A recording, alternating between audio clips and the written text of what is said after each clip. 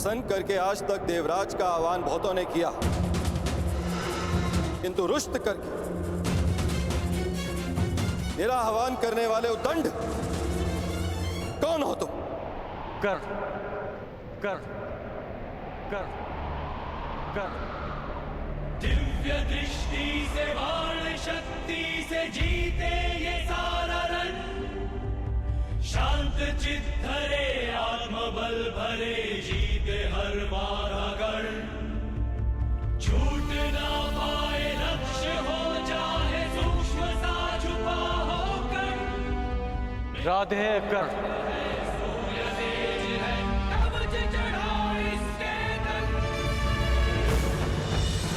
आह्वान करने के केवल दो ही कारण होते हैं, भक्ति के लिए या चुनौती के लिए। परंतु देवराज इंद्र को चुनौती देने के लिए तुम्हारी आयु बहुत कम है और तुम्हारी उदंडता देख तुम्हें भक्त समझना कठिन। भक्त तो मैं हूं देवराज, परंतु आपका नहीं,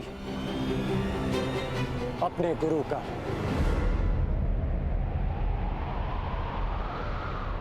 मैं यहां आपको चुनौती देने आया हूं।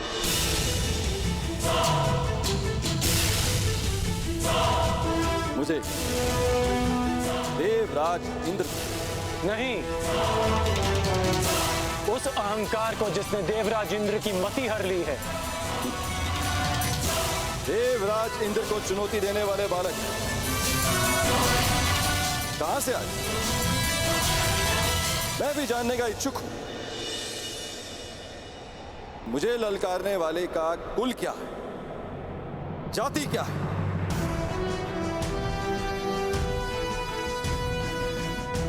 ज्ञानियों की आयु नहीं देखी जाती और ना ही वीरों का कुल पूछा जाता है। वीरों का बाहुबल ही उनकी जाति होती है और शस्त्र ज्ञान उनका कुल। आप बस इतना समझ ले कि यह कर्ण अपने गुरु के आदेश पर आपसे सम्मान सहित ये निवेदन करने आया कि आप अपने मेघों को वर्षा करने का आदेश दें। तो तुम मुझे आदेश दे रहे, देवराज इंद्र को? स्मरण रहे, वर्षा मेरी अधीन है। इसे आज तक मैं इन पृथ्वीवासियों को भेंट स्वरूप देता आया, परंतु मुझे अभी अनुभव होने लगा निःशुल्क में मिलने वाली इन सुविधाओं को ये पृथ्वीवासी सम्मान नहीं करते। इसी कारण मैंने निर्णय लिया है कि पृथ्वीवासियों को वर्षा तब तक प्राप्त नहीं होगी जब तक वह मुझे उचित सम्मान नहीं देंगे। सम्मान और आदर प्रेम देकर अर्जित किए जाते हैं देवराज, बलपूर्वक केवल भय अर्जित किया जाता है। तो भय के कारण ही सही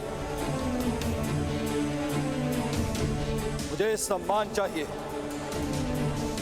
यदि सम्मान मिलेगा तो इन पृथ्वीवासियों को वर्षा प्राप्त होगी और उपेक्षा की तो वज्र। महर्षि दधीच ने अपनी अस्थियां आपको वज्र बनाने के लिए दी थी ताकि व्रतासुर जैसे असुरों का नाश हो, ना कि निशक्त प्रजा का विनाश हो। देवराज, आप भूल रहे हैं कि पूजा उस वृक्ष की जाती है जो फल दे, शीतल छाया दे। कांटों से भरे वृक्ष को काट दिया जाता है। सावधान कर्ण, तुम देवराज इंद्र के सम्मान को चोट लगा रहे हो। मैं केवल आपके अभिमान को खींच रहा हूं, जैसे हिमकर्ण स्वयं अपने पानी में पिघल जाता है। अहंकारी का अस्तित्व भी स्वयं उसका अहंकार हर लेता है। अपने मेघों को वर्षा करने का आदेश दे। इसे मेरा अंतिम निवेदन समझे या चेतावनी। और यदि मैंने तुम्हारा निवेदन अस्वीकार किया तो, वर्षा नहीं की तो मेरे बाणों की वर्षा से आपका अभिमान बच नहीं पाएगा।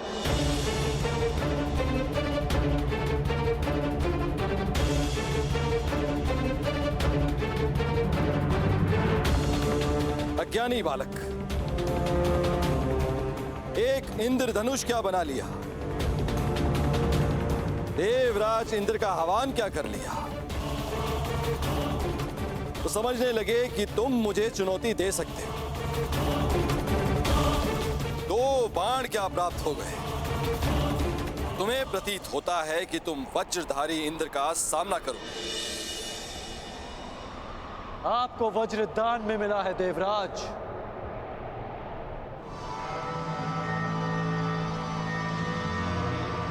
पर मैंने अपने अस्त्र परिश्रम और साधना करके अर्जित किए हैं।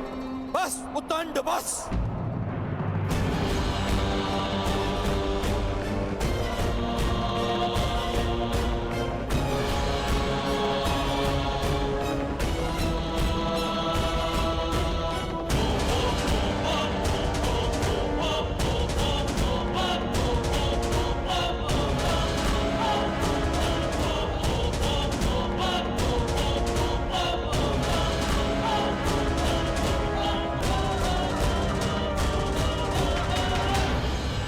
अंध अस्त्र के अंधकार को मिटाने के लिए प्रकाश पुंज चाहिए कर्ण।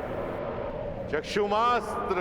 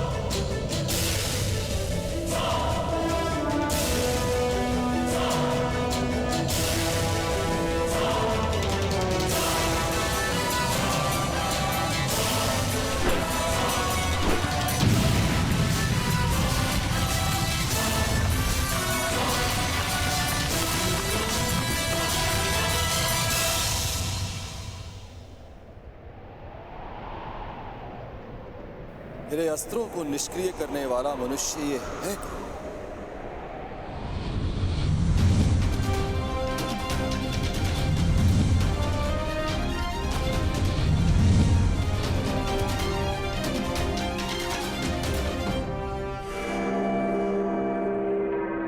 देवताओं को शक्ति में,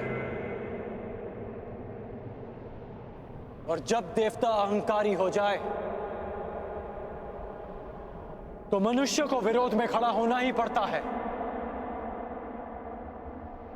और आज ये मनुष्य देवराज इंद्र पर ही इंद्रास्त्र का प्रयोग करेगा।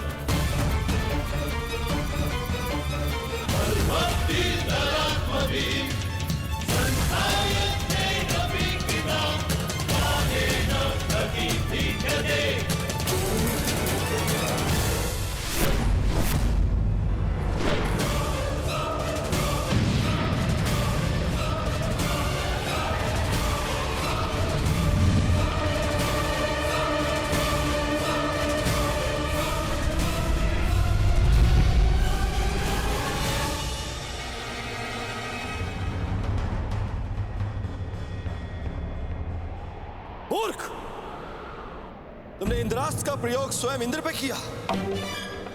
क्या तुम्हें स्मरण नहीं है कि मुझे अमरत्व मिला हुआ है, कि देव मर नहीं सकते। सुना तो मैंने भी है कि देव अमर होते हैं, तो सोचा क्यों ना आज इस कहानी की परीक्षा कर लें। आप अमर हैं इंद्र, मर नहीं सकते। लेकिन अमर होने के भी अपने दुख होते हैं। अनंत काल तक पीड़ा भोगना उनमें से एक है। बस कर्ण बस, अब तेरा नाश निश्चित है। मेरे वज्र के प्रहार के लिए सज्ज हो जा।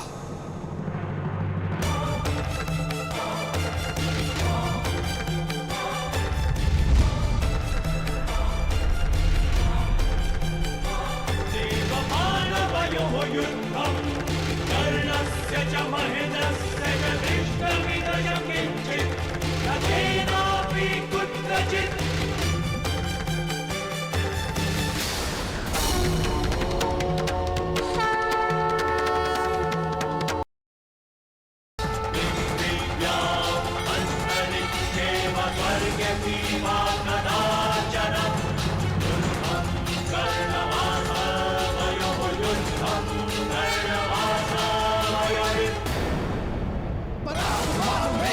शांभावस्थ,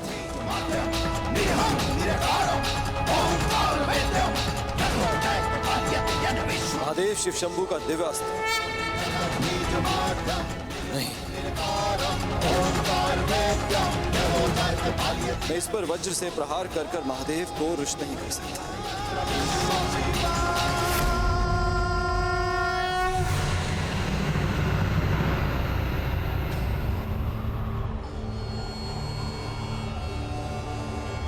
रुक जाओ कर्ण, रुक जाओ।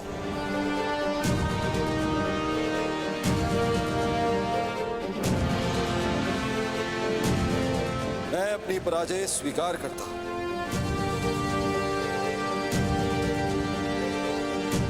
तुम्हें इस शंभावस्त्र को प्रयोग करने की आवश्यकता नहीं।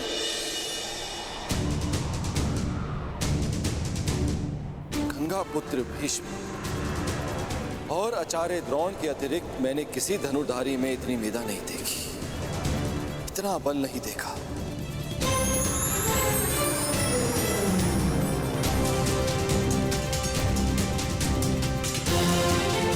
कौन हो तुम कर्ण?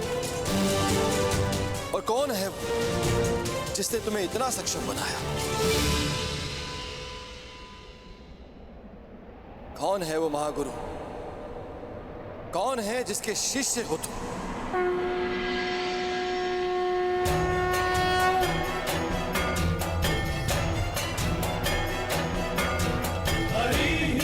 भाई जिसने गंगा पुत्र भीष्म और द्रोण को शिक्षा दी थी।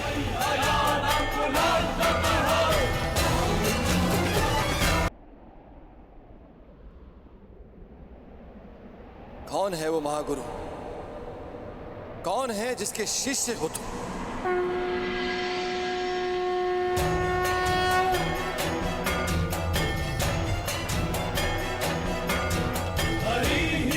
भाई जिसने गंगा पुत्र भीष्म और द्रोण को शिक्षा दी थी। प्रभु परशुराम आप? कर्ण, तुमने बताया क्यों नहीं कि तुम प्रभु परशुराम के शिष्य हो? क्योंकि आपके अहंकार ने आपको यह प्रश्न पूछने ही नहीं दिया। प्रभु, मैं अपनी इस उदंडता के लिए क्षमा चाहता हूं।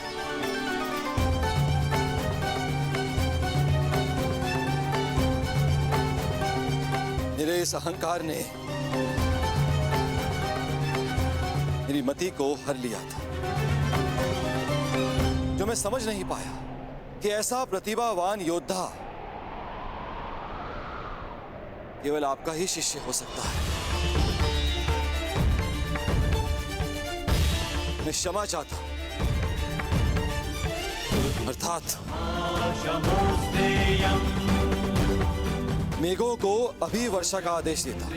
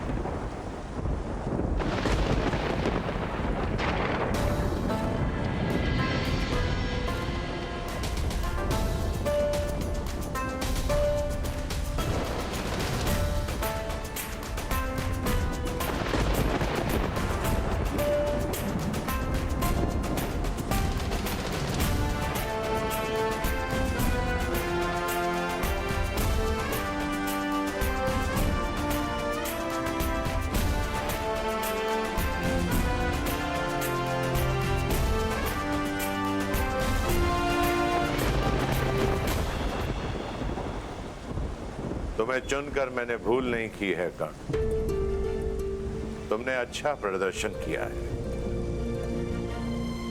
क्योंकि मेरे गुरु ने मेरा मार्ग प्रदर्शन किया।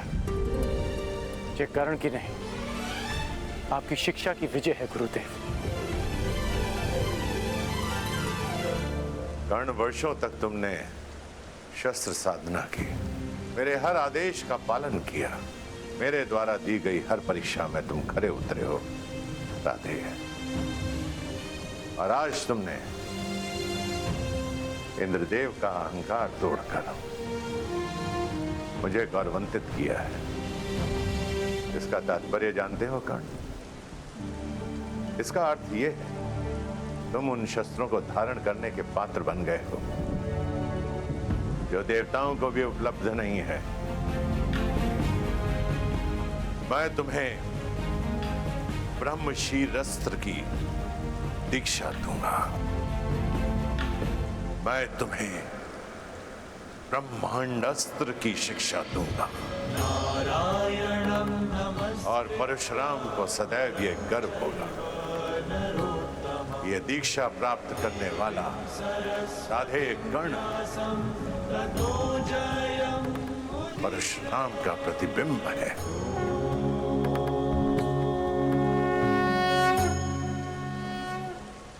क्षत्रियों के गुणों से युक्त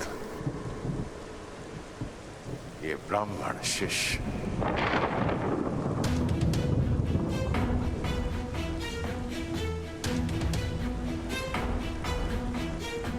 इतने वर्षों में असंख्य बार तुमने मुझे मेरी युवा अवस्था का स्मरण कराया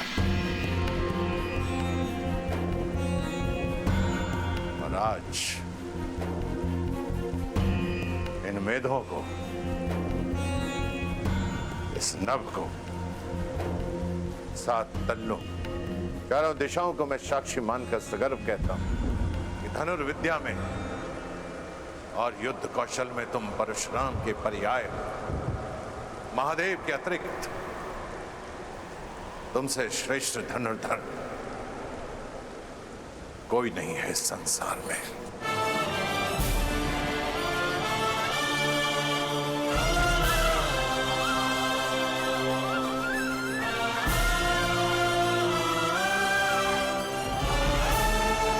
चिरायु भाव कर्ण,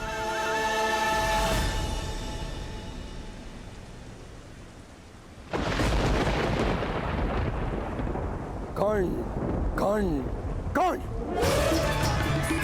कौन है ये कर्ण? कहां से आया इसमें इतना बल, इतना कौशल? कहां से पाया इसने इतना तेज?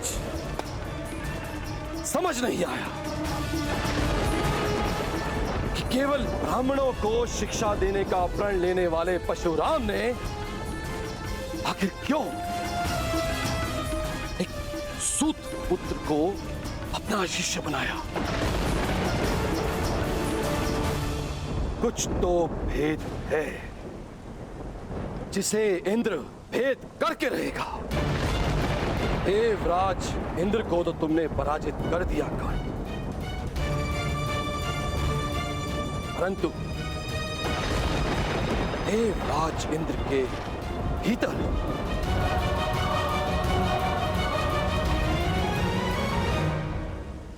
तुमने अपने महाशत्रु को भी जन्म दे दिया।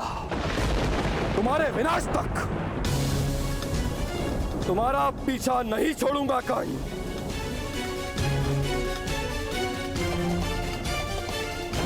परशुराम तुम्हें संसार का सबसे सर्वश्रेष्ठ धनुर्धारी घोषित कर चुके हैं, किंतु क्षमा करना है धनुर्धारी। मैं इंद्र ऐसा कभी होने नहीं दूंगा, कदापि नहीं। इस संसार का सबसे सर्वश्रेष्ठ, सबसे महान धनुर्धारी केवल वही होगा जिसमें देवराज इंद्र का बल होगा। देवराज इंद्र के वज्र का तेज,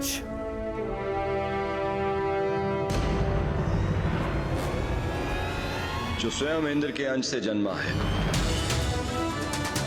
सबसे बड़ा, सबसे उत्तम, सबसे सर्वश्रेष्ठ धनुधर बनेगा हस्तिनापुर में शिक्षा ले रहा अर्जुन। जिसने इंद्र का आशीर्वाद अर्जित किया है वो अर्जुन।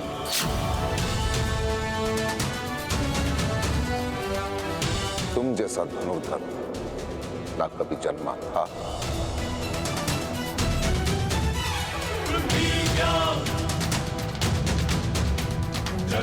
ना जन्मा है और ना ही कभी जन्मेगा अर्जुन।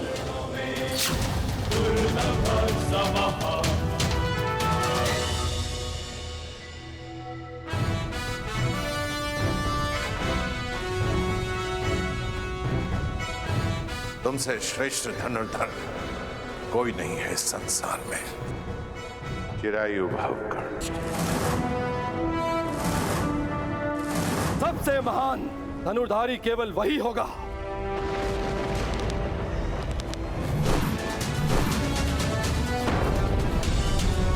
जो स्वयं इंद्र के अंश से जन्मा है। सबसे सर्वश्रेष्ठ धनुर्धर बनेगा हस्तिनापुर में शिक्षा ले रहा अर्जुन।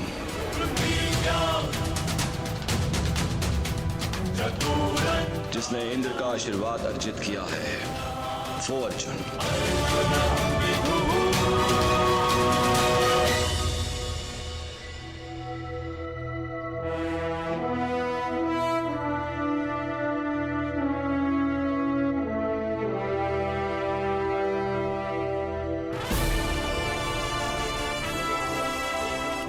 आज मेरे वर्षों के परिश्रम और तपस्या का फल मिलने वाला है। आज गुरुदेव से दीक्षा लेकर मेरा स्वप्न पूरा हो जाएगा।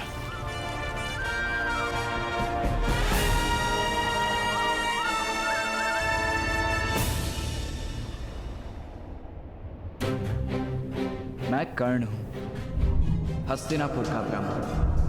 धनुर्बल प्राप्त करने के लिए मैंने आपसे अपना परिचय छिपाया। ये छल मैंने अपने लोगों की रक्षा के लिए किया। क्षमा करना गुरुदेव।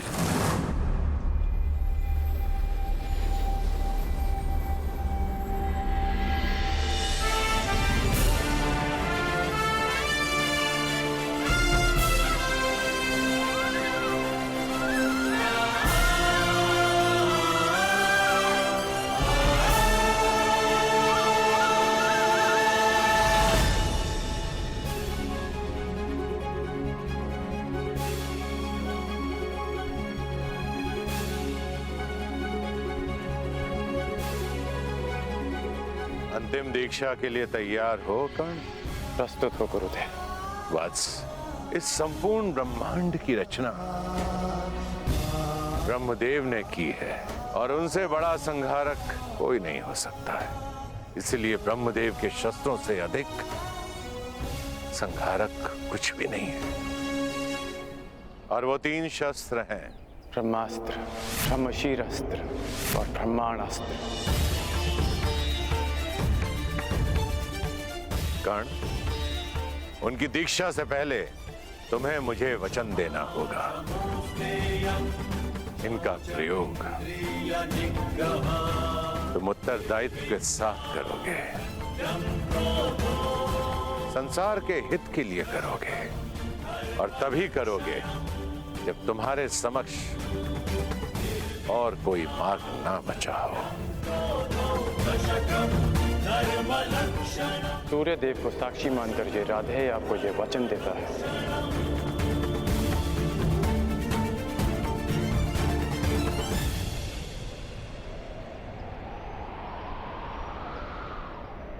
इन शस्त्रों को प्राप्त करने के पश्चात इस धरती पर किसी भी जाति का कोई योद्धा तुम्हें पराजित नहीं कर पाएगा।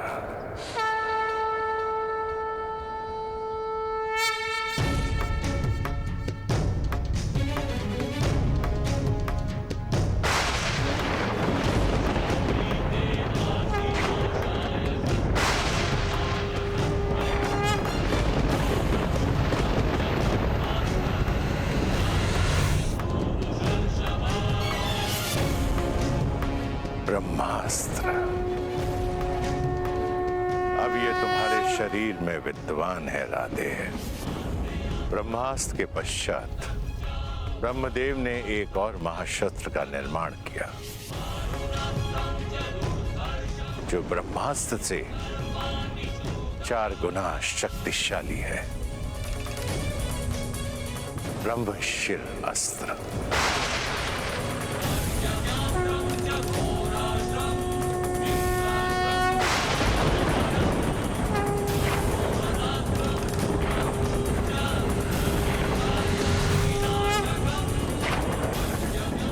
और अंत में ब्रह्मदेव ने एक और शस्त्र बनाया जिसका अनुसंधान पूरे ब्रह्मांड को पलक झपकते ही संपूर्ण सृष्टि को नष्ट कर देगा। ब्रह्मांड अस्त्र।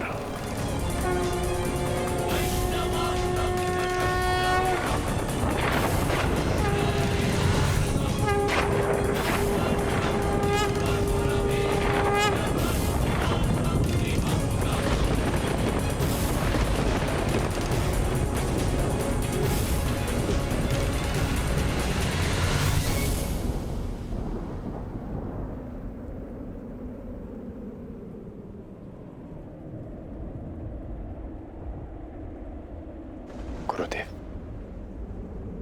मुझे इन शस्त्रों के अनुसंधान विधि का वो मंत्र जानना है जिसके प्रयोग से मैं इन दिव्यास्त्रों का आह्वान कर सकूं। मुझे तुमसे यही आशा थी कर्ण। जब भी तुम्हें इन शस्त्रों का आह्वान करना हो, ध्यान स्थिर करना, इस क्षण का स्मरण करना। ये दिव्य शस्त्र स्वयं तुम्हारे उपयोग के लिए प्रस्तुत हो जाएंगे।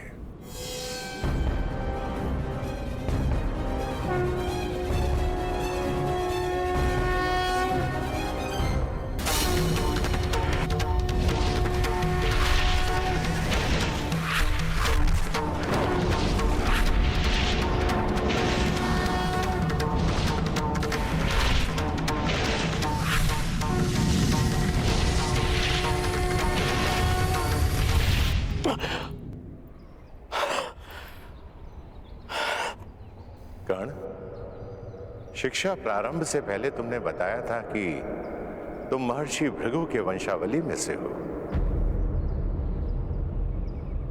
आज महर्षि भृगु को तुम पर गर्व होगा। इस धरती के प्रत्येक ब्राह्मण को तुम पर गर्व होगा। ब्राह्मण पुत्र कर्ण।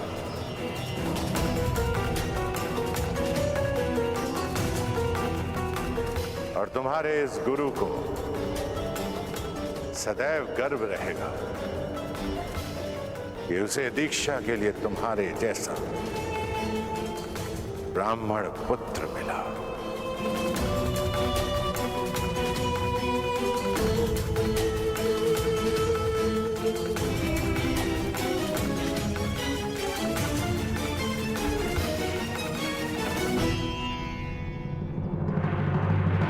सूत पुत्र कर्ण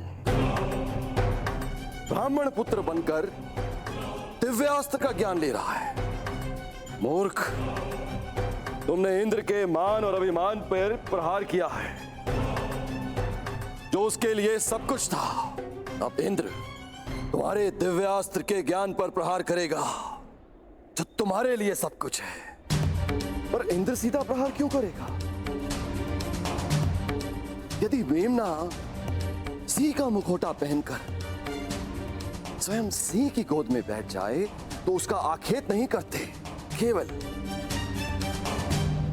उस मेमने का मुखौटा हटा देना चाहिए तो उसका आखेट स्वयं सिंह ही कर देगा। स्मरण रहे कर्ण, सबसे बड़ा अभिशाप वही होता है जो वरदान स्वयं के लिए शाप बन जाए।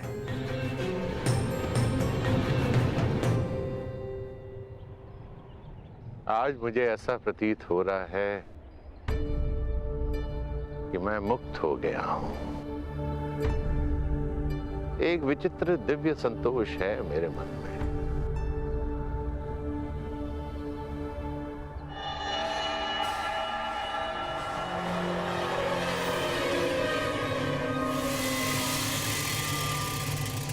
मेरा मन ऐसे जलता था जैसे तप मरुस्थल, और ये ताप शीतल तब हुआ जब मुझे श्री राम के दर्शन हुए। और उसके सैकड़ों वर्षों के बाद मेरे शिष्य गंगा पुत्र भीष्म के चक्रवात ने उसे फिर से जगा दिया। कर्ण, स्वयं से युद्ध करके कभी कोई विजयी हुआ है? अंततः पितामह भीष्म को भी आशीर्वाद देना पड़ा, और अनुभव हुआ कि आक्रोश उस शक्ति के कारण जो मुझ में है। और मैंने शपथ लिया कि अब मैं शस्त्र कभी नहीं उठाऊंगा। मैंने अपने सारे अस्त्र और शस्त्र अपने शिष्य द्रोणों को भेंट कर दिए, किंतु फिर भी थोड़ा आक्रोश भीतर रह गया।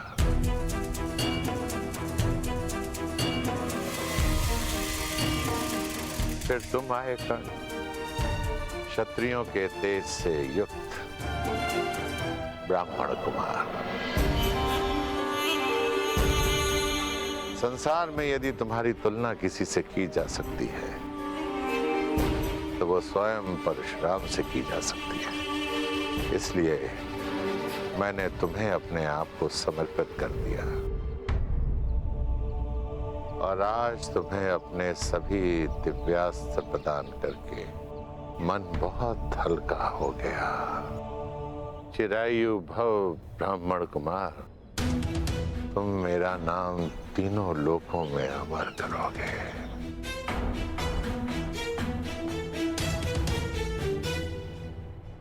गुरुवर, आज्ञा हो तो कुछ निवेदन करो। आप संसार के सबसे महान और घातक योद्धा बने, परंतु अपने जन्म से नहीं, अपने कर्म से। आपका जन्म एक ब्राह्मण कुल में हुआ, उसके पश्चात भी आप किसी भी क्षत्रिय से सबसे महान योद्धा सिद्ध हुए। अपने जन्म से नहीं ना, अपने कर्म से ही ना गुरुदेव। तो जन्म और कर्म की ये नीति सबके लिए होनी चाहिए ना। मैं आपसे ये सब इसलिए कह रहा हूं क्योंकि आज मैं आप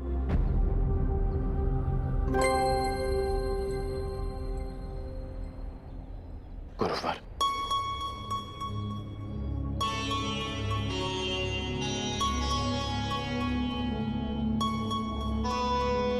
क्षमा करना गुरुवर, अपने राधे को क्षमा करना।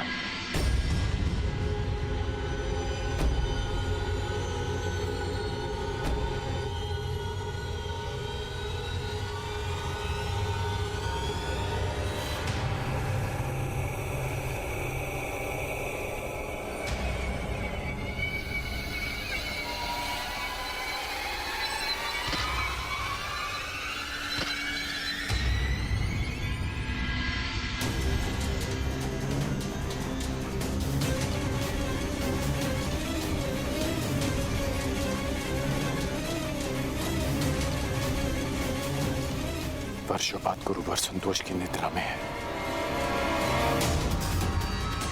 उनकी निद्रा भंग हो जाएगी। मैं उनके विश्राम को भंग नहीं होने दे सकता।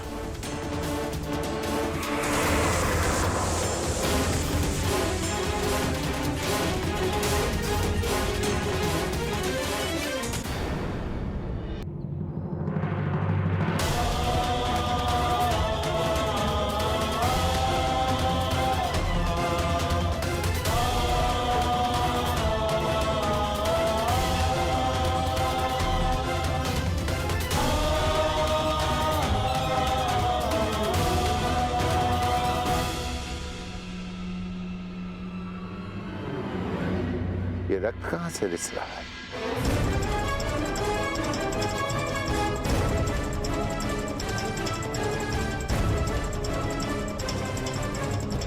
राधे?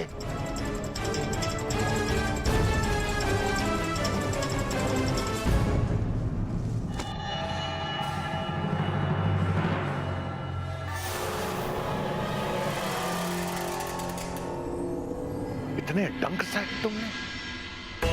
तुम इस कीड़े को यहां से हटा भी सकते थे, इसे मृत्यु का द्वार भी दिखा सकते थे। अपने गुरु के विश्राम के लिए ये राधे कितना भी रक्त बहा सकता है, कितनी भी पीड़ा सह सकता है गुरुदेव। अपने गुरु की निद्रा के लिए इतना बड़ा त्याग, अपने प्राणों की भी चिंता किए बिना इतना विष सहा तुमने मुझे महाक्षत्रिय राजा शिवी का स्मरण करा दिया, जिसने एक कबूतर की रक्षा करने के लिए अपने हाथों से अपने शरीर का मांस काटा।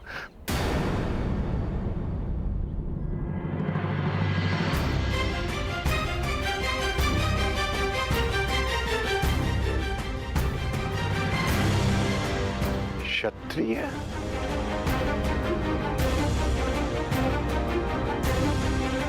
कौन हो तुम राधे? कौन हो?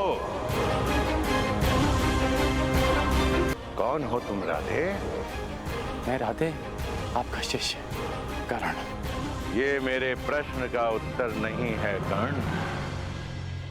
मनुष्य अपने कर्म से बल और सिद्धि अर्जित करता है, परंतु जन्म और कुल से संचित संस्कार और गुण उसका साथ नहीं छोड़ते। अपने गुरु की निद्रा के लिए इतनी असहाय पीड़ा सही तुमने? नहीं कर्ण, नहीं। ये एक ब्राह्मण कुल के बालक के लक्षण नहीं हो सकते हैं, कदापि नहीं हो सकते। जब तुम मुझसे दीक्षा लेने आए थे, तब भी मैंने तुमसे यही प्रश्न पूछा था, और आज दीक्षा के समय भी मैं तुमसे यही प्रश्न पूछ रहा हूं। क्या तुम ब्राह्मण पुत्र हो?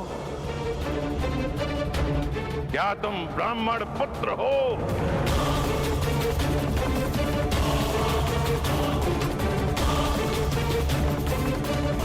नहीं गुरुदेव,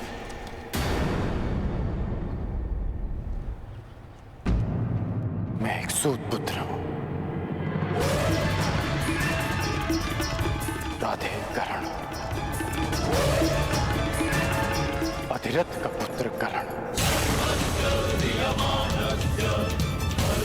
छल, पाखंड, असत्य अपने गुरु से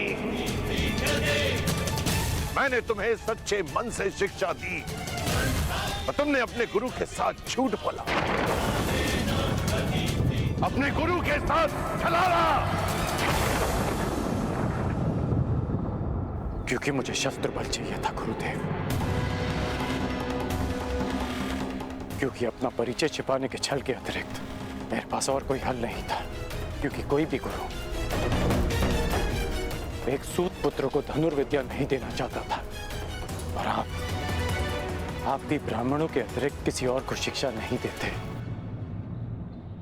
गुरुवर, आपके अधीन वर्षों शिक्षा ली मैंने। आप ही बताइए कि क्या इस कर्ण ने आपकी किसी भी आज्ञा का उल्लंघन किया? क्या ये अधिरथ पुत्र अपने गुरु की किसी भी परीक्षा में असफल हुआ? सफल हो या असफल,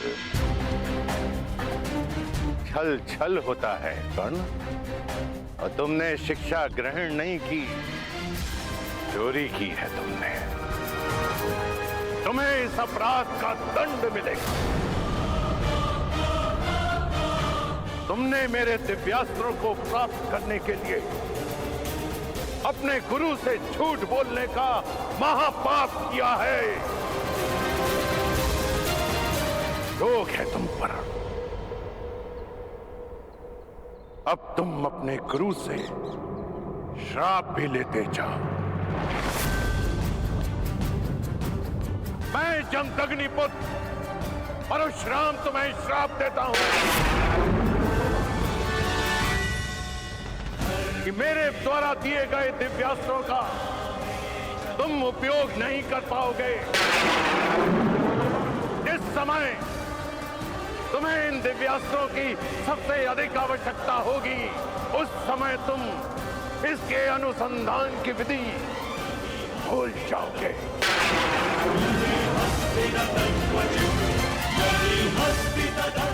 मेरे द्वारा दिए गए दिव्यास्त्रों का आवाहन नहीं कर पाओगे। ये मेरा श्राप है।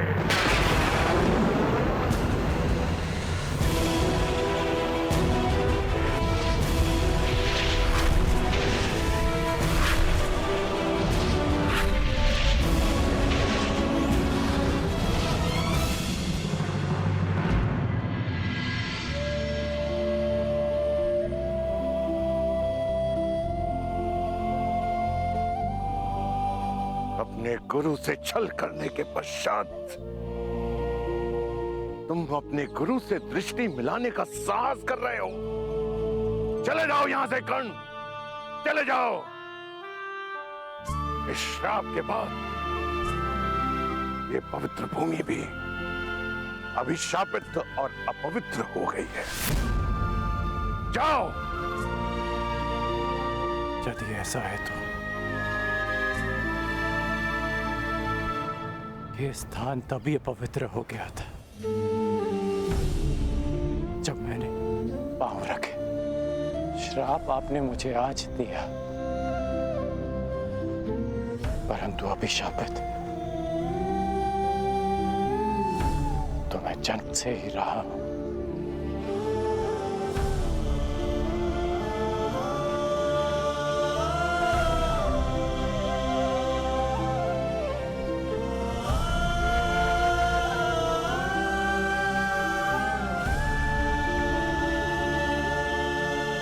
मुझे कोई खेद नहीं कि मेरा जन्म एक सूतकुल में हुआ है। मुझे कोई खेद नहीं कि मुझ में ब्राह्मणों और क्षत्रियों का रक्त नहीं बहता। खेद है तो केवल इस बात का कि मेरा जन्म ऐसे स्थान पर क्यों हुआ जहां जीवन को ब्राह्मणों और क्षत्रियों का दास माना जाता है। शास्त्रों में लिखा है कि मनुष्य की महानता और सफलता उसके गुण, उसकी मेधा से मापी जाती है। फिर क्यों किसी के जीवन पर उसके जन्म, जाति और कुल की छाप लगा दी जाती है गुरुदेव?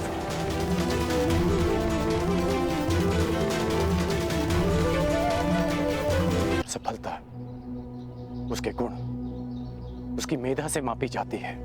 फिर क्यों किसी के जीवन पर उसके जन्म, जाति और कुल की छाप लगा दी जाती है गुरुदेव?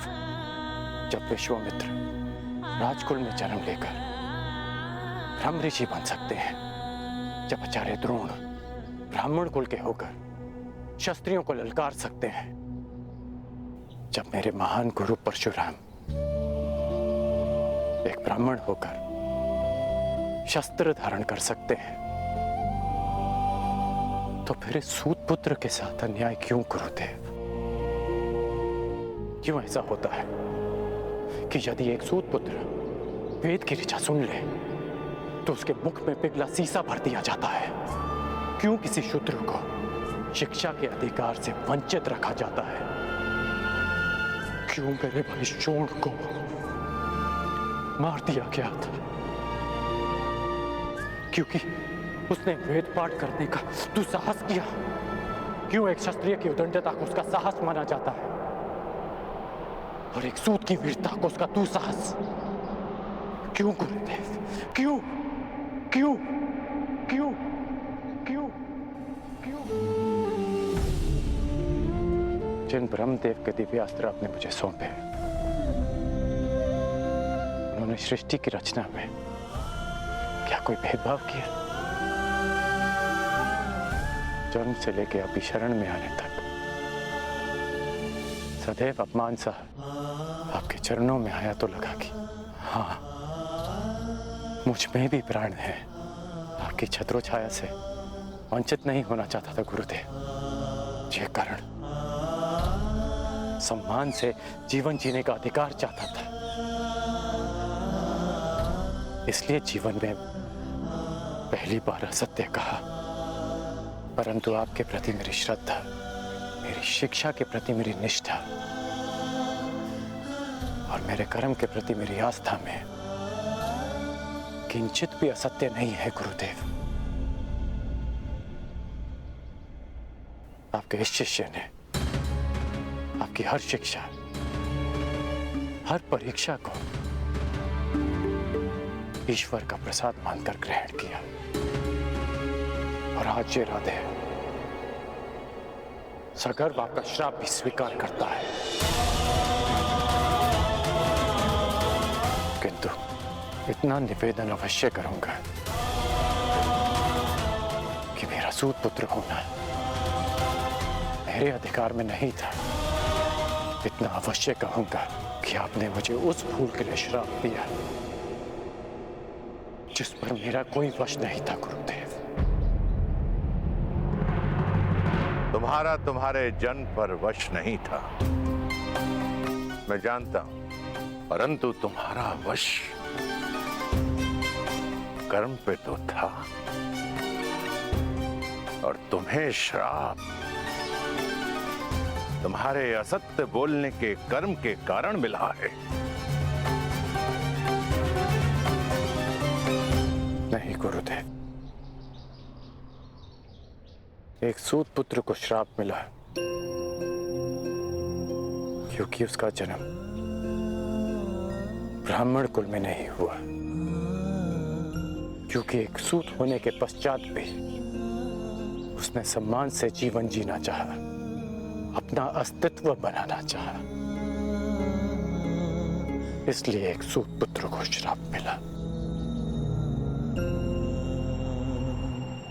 अपने गुरु से सत्य ना बोलने की भूल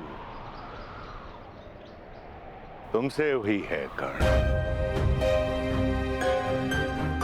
और एक गुरु ने अपने शिष्य का सत्य जाने बिना उसे श्राप दे दिया। ये भूल परशुराम कर बैठा।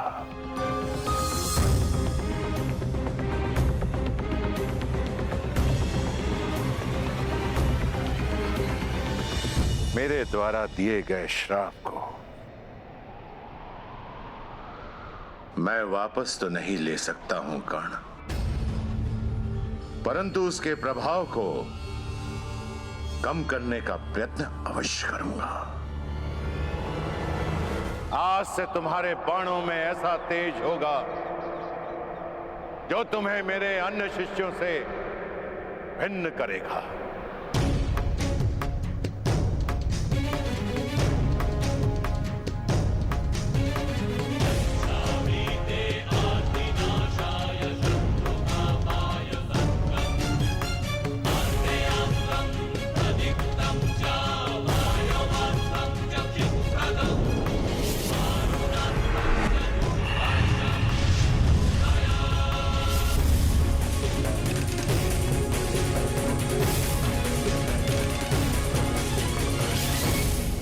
ये मेरा सबसे शक्तिशाली दिव्यास्त्र है, परंतु ब्रह्मास्त्र से अधिक नहीं।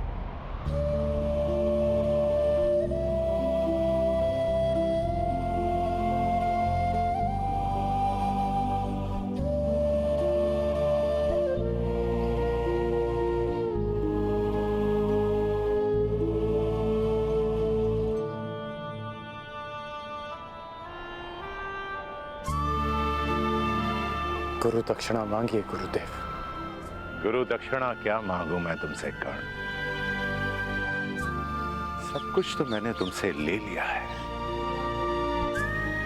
अब तो कुछ तुम्हें देना चाहता हूं।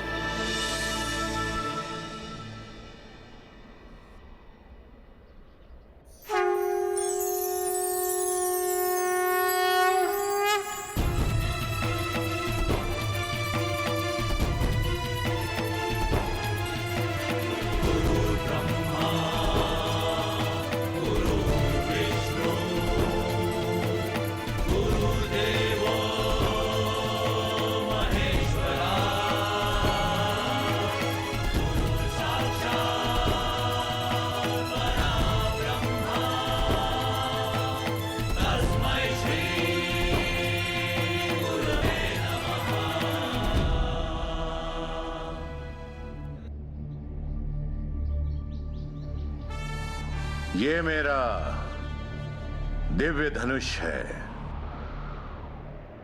विजय। जब तक ये धनुष तुम्हारे हाथों में रहेगा, संसार का कोई भी योद्धा तुम्हें पराजित नहीं कर पाएगा। कर्ण, जाओ पुत्र, जाओ, इस अभिशापित जीवन को स्वीकार करो। जन्म की पीड़ा और शाप का ताप सहकर भी तुम संसार के आकाश में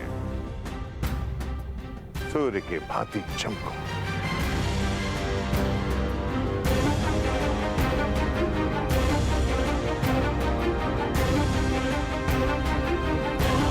माता की मार संसार का सबसे बड़ा प्यार होता है, और गुरु का श्राप भी महादेव के प्रसाद से कम नहीं। और आपका ये श्राप, ये राधेकरण अमृत समझकर स्वीकार करेगा। इतिहासकरण का नाम स्वयं में कैसे समाहित करेगा मैं नहीं जानता, लेकिन एक बात का वचन देता हूं कि आपको आपके इस शिष्य पर सदैव गर्व होगा।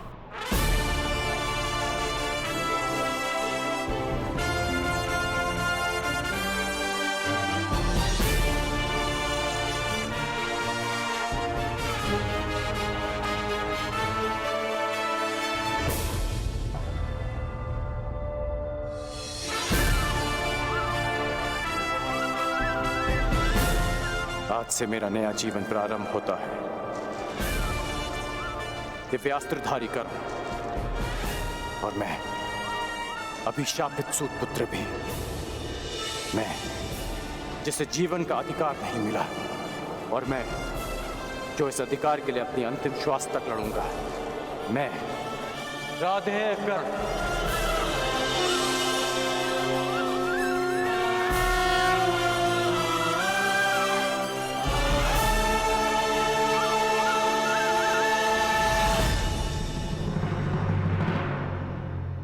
परशुराम शिष्य, हस्तिनापुर के राजगुरु, महायोद्धा प्रतापी आचार्य द्रोण पधार रहे हैं।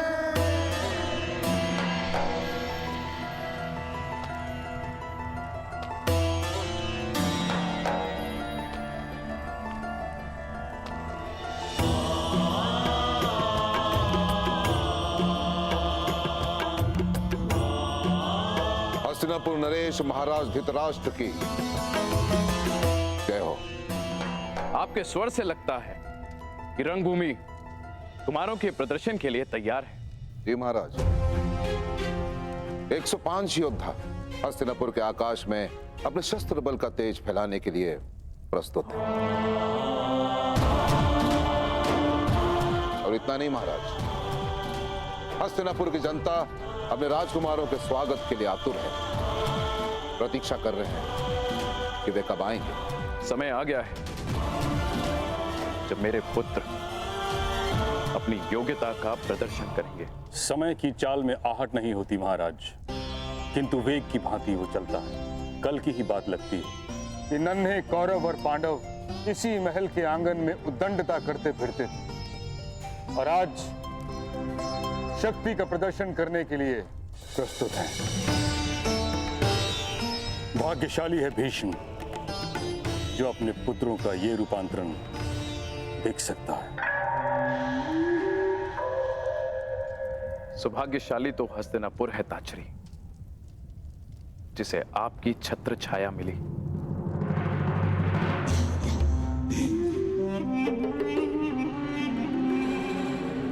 निसंदेह महाराज, निसंदेह, सत्य वचन।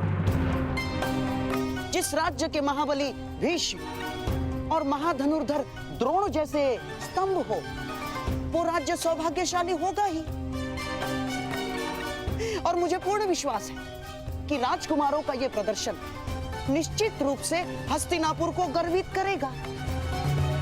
आनंद दुगना हो सकता है महाराज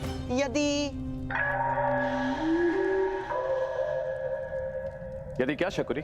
महाराज, चपल धनुर्धर वो है जो एक बाण से 2 लक्ष्य साधे, और चतुर राजनेता वो है जो एक ही आयोजन से 2 प्रयोजन सिद्ध करे। आपका तात्पर्य क्या है गंधार नरेश? यही कि क्यों ना इस प्रदर्शन को एक मैत्रीपूर्ण प्रतियोगिता का रूप दे दिया जाए, और कल की रंगभूमि में जो विजेता होगा उसे क्यों ना युवराज घोषित कर दिया जाए महाराज।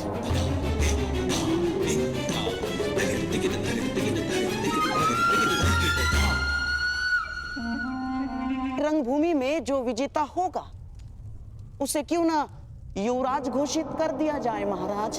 प्रतिस्पर्धा प्रतिद्वंदियों के बीच होती है गंधार नरेश, भाइयों के बीच नहीं। इस प्रदर्शन का लक्ष्य है राजकुमारों की क्षमता को परखना, युवराज का चयन नहीं। मैं तो केवल एक सुझाव दे रहा था महामहिम, और यदि मैं भूल नहीं रहा, यदि मुझे विस्मरण नहीं हुआ है, तो स्वयं आपने ही महाराज को वचन दिया था। जिस दिन दोनों राजकुमारों ने सामर्थ्य और ज्ञान प्राप्त कर लिया, उस दिन होगी प्रतिस्पर्धा, और उनकी क्षमता के आधार पर हस्तिनापुर अपना नया राजा नियुक्त करेगा। अब जब महागुरु द्रोण ने घोषणा कर ही दी है कि 105 राजकुमारों का प्रशिक्षण पूर्ण हो गया है, तो क्यों हस्तिनापुर को युवराज सुख से वंचित रखा जाए? इस राजसभा को अगले सम्राट के दर्शन क्यों न कराए जाए? ना, फिर भी ये एक केवल सुझाव मात्र है, सुझाव मात्र। यदि महाराज धृतराष्ट्र इस प्रतियोगिता को अनुमति दे तो।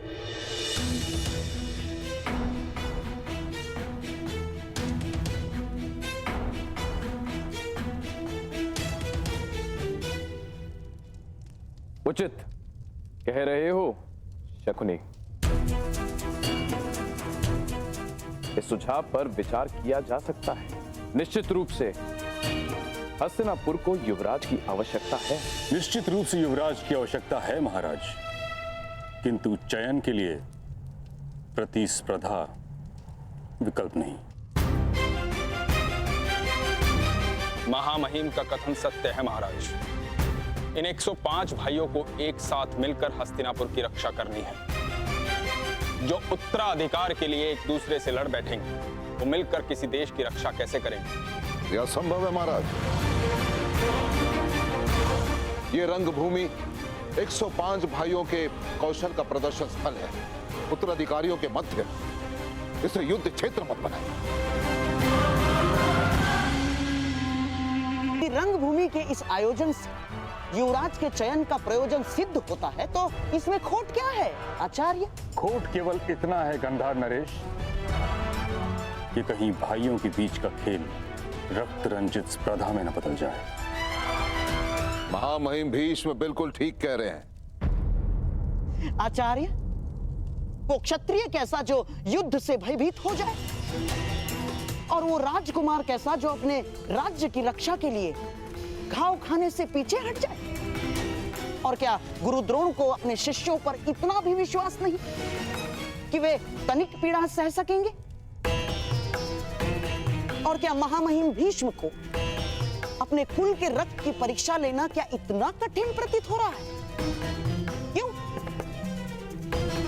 जो गंगा पुत्र भीष्म अपने केवल वचन के लिए आजन्म ब्रह्मचारी रहे, जिन्होंने अपने दिए हुए वचन के लिए मृत्यु को स्वयं से आज तक दूर रखा, क्या ऐसे महामहिम महाबली गंगा और शांतनु पुत्र भीष्म हस्तिनापुर के सिंहासन को एक सशक्त, समर्थ, सक्षम और सुरक्षित हाथों में नहीं देखना चाहेंगे?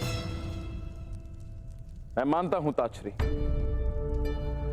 कि राजकुमारों के लिए यह प्रतियोगिता बहुत कठिन होगी, परंतु मुझे आचार्य द्रोण की शिक्षा पर पूर्ण विश्वास है। विश्वास है कि सभी राजकुमार इस प्रतियोगिता को मैत्रीपूर्ण भाव से लेंगे। फिर सभी राजकुमारों को एक नियम से बांध दिया जाएगा। यदि किसी भी राजकुमार ने दूसरे राजकुमार का रक्त बहाया तो उसे अपात्र घोषित कर दिया जाएगा। इस नियम के प्रभाव से आपकी चिंता का हल भी निकल आएगा और हस्तिनापुर को उसका युवराज भी मिल जाएगा। कहिए ताचरी, क्या ये उचित नहीं? जैसी महाराज की इच्छा। तो फिर यह निश्चित रहा कि कल सभी राजकुमारों के बीच शक्ति प्रदर्शन होगा और मुझे पूर्ण विश्वास है कि विजेता वही होगा जो सर्वश्रेष्ठ होगा।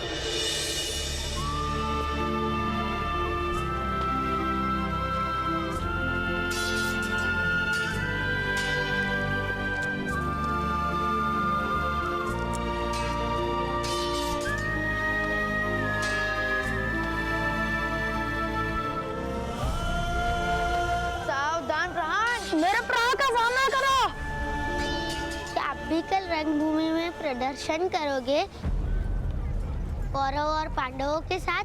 प्रदर्शन? कैसा प्रदर्शन? कल हस्तिनापुर के 105 राजकुमारों का शक्ति प्रदर्शन है। सुना है कुमार अर्जुन अपने धनुर्विद्या का कौशल भी दिखाएंगे।